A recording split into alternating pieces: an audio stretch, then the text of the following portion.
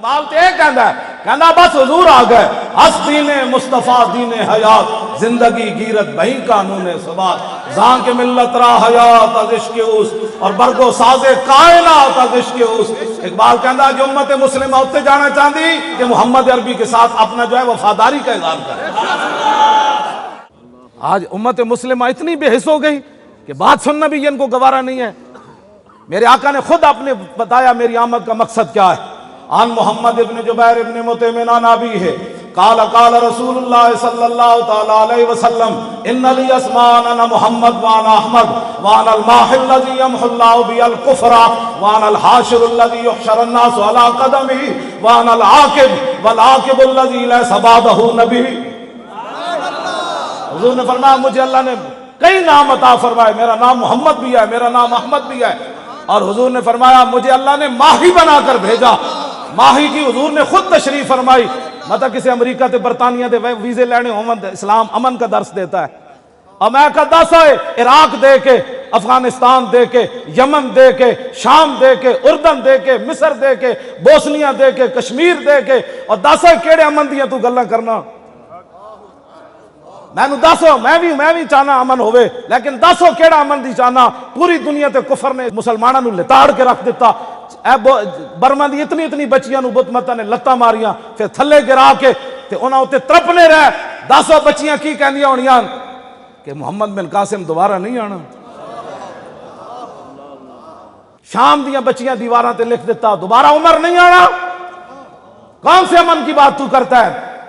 امن اس وقت ہوتا ہے جب بلال کعبے کی چھت کے اوپر چڑھ جائے۔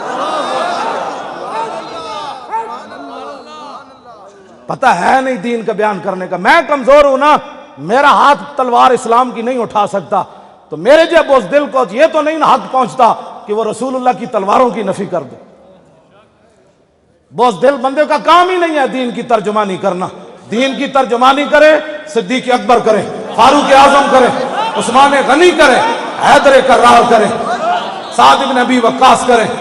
میدان احد 1000 تیر چلایا میدان احد حضور دی طرفوں سعد بن ابی وقاص نے۔ یہ حضور دے امی جان دے خاندان چون حضور انہاں نو ویکھ کے فرماندے ہوندے سن کسے دا ایہو جہا ماما تے میرے سامنے لیاؤ۔ حضور اتنا فخر کردے سن سعد بن ابی وقاص تے۔ 1000 تیر چلایا میدان احد تے حضور نے قانون بدل دیتا۔ ساری دنیا کہندی حضور میرے ماں باپ آپ تے قربان ہومن۔ جدو رسول اللہ حضرت سعد نو تیر پکڑا دے سن تے آپ فرماندے سن ارمے یا سعد فدا کا بی و امی، میں سعد میرے دشمنوں نو تیر مار، میرے ماں باپ تیرے اوتے قربان ہو۔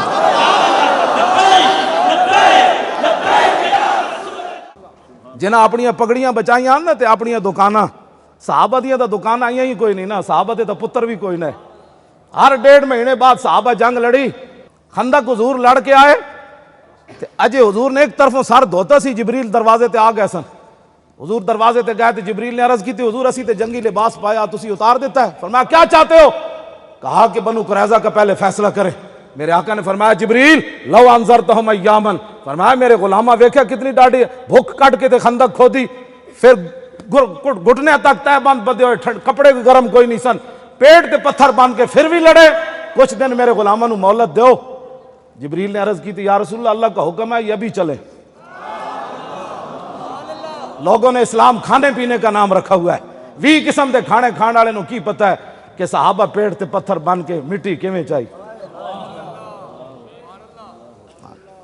بالکل میرے نہ کوئی گل کرے اس مسئلے، حضور دی امت کو لکھاں روپے منگ دین، میں کہا تو بدر لڑن جانا ہے لکھاں روپے حضور دی امت کو منگ دیو۔